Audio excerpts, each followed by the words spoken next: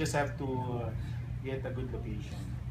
So with this, I'm gonna introduce Amayascapes. Okay, so ito naman yung boutique houses ni Amaya.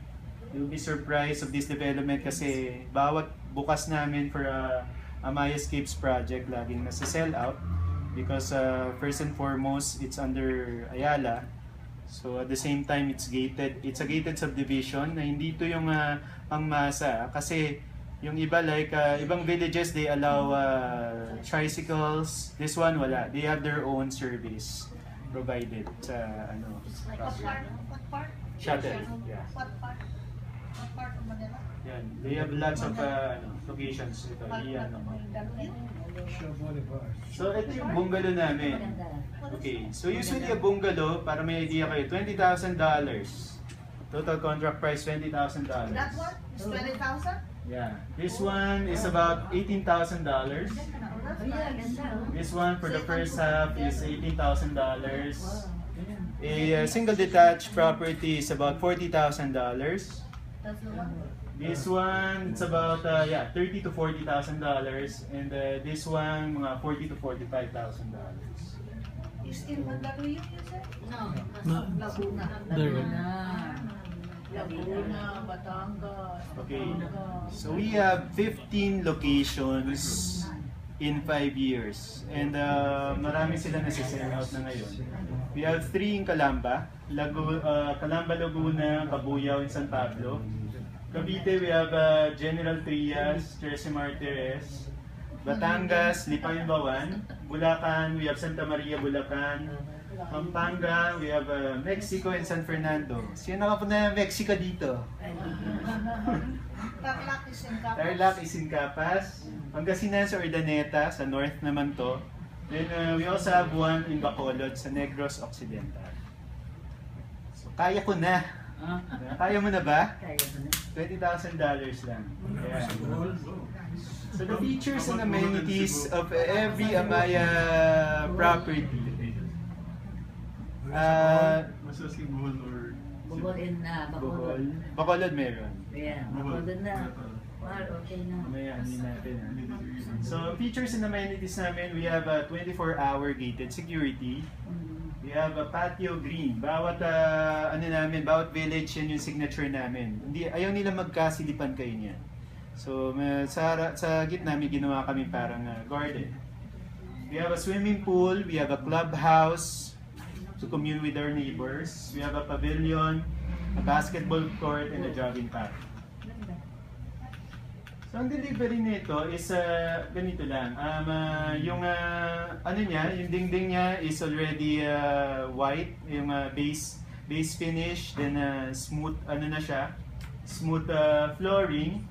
Yung basically yung labas is completed na, yung loob na lang aayusin natin ng onte. Mostly precast. Mostly precast. Precast, yeah.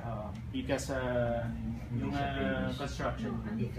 So, ang tanong, di ba? So, yung ganito, paano natin siya iano sa pag-ibig? Paano natin siya mapapaganda? Paano natin magagamit yung pag-ibig dito? So, later on yung sagot.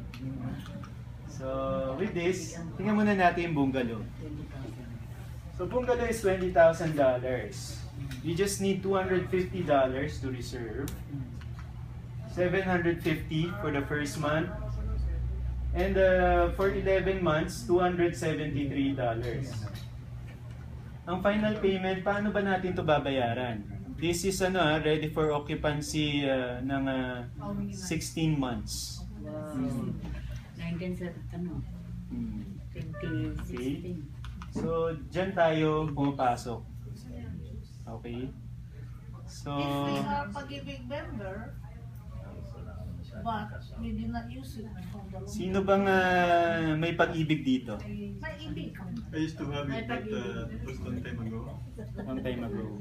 Then, hindi mo na kinantini. Ayan na. You just have to keep Yeah, you just have to continue for 2 years. for 2 years. Sige, later on, sasabihin ko sa inyo paano namin yan. But for now, sige, let's say ano kayo ngayon for financing sa pag-ibig. kasama dito sa property. So kung 40 years old kayo, pwede kayong bumili ng 30 years. Kasi up to 70 years yung ano nila, yung limit sa age. Okay, so kung 10 years tayo, $185 a month. Kung 20 years, it's $123 a month. Mahal. Kung 30 years, $106 a month. So ano ba to? Utilities ba itong binabayaran natin? Magkano ba to sa inyo? Monthly. Utilities nyo lang to. So, and then you'll get a bungalow. Telephone natin. No more cellphone.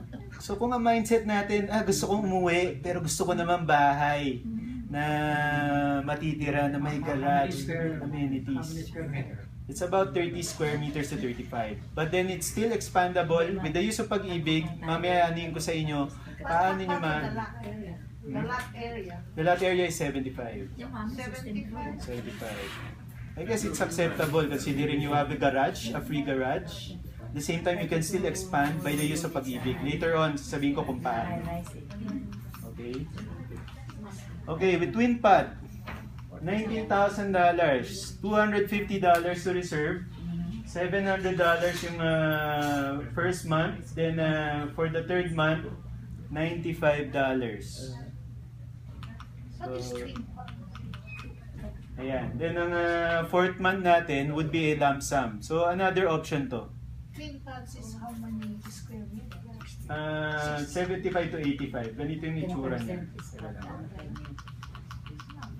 30 years. Ayan. So, 20,000. ayan. So, ito lang yung medyo may 1900 before the move-in. But then, after that, you can choose 10, 20, or 30 years. So, pag 30 years, $118 a month. Pag 20 years, it's $138. And for 10 years, it's $207 a month.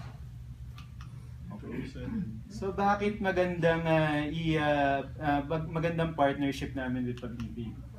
Una, you can loan up to 6 million or 145,000 against sa property.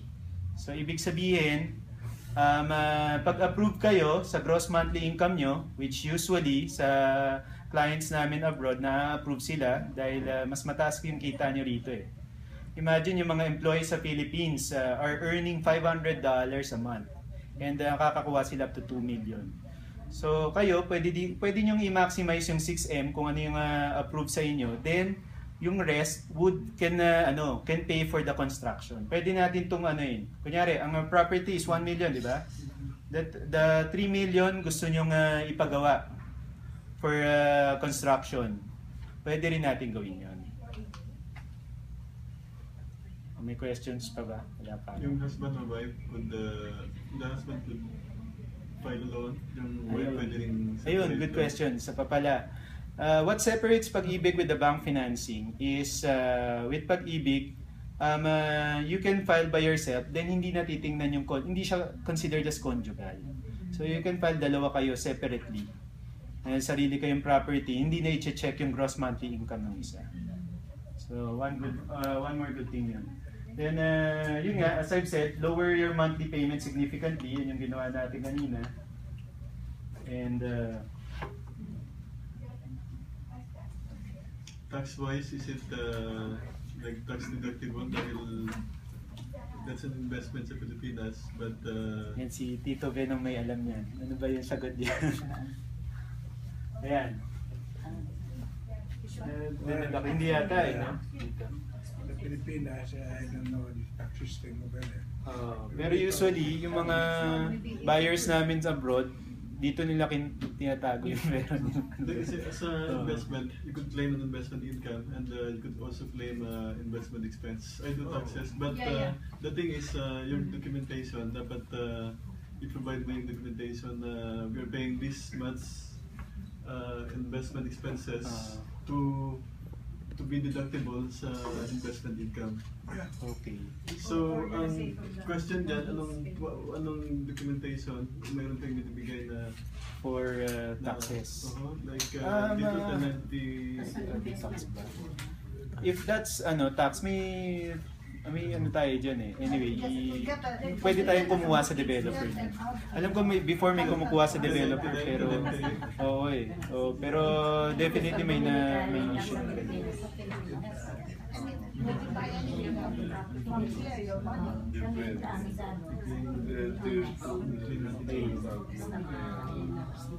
Okay, so one more thing, advantages.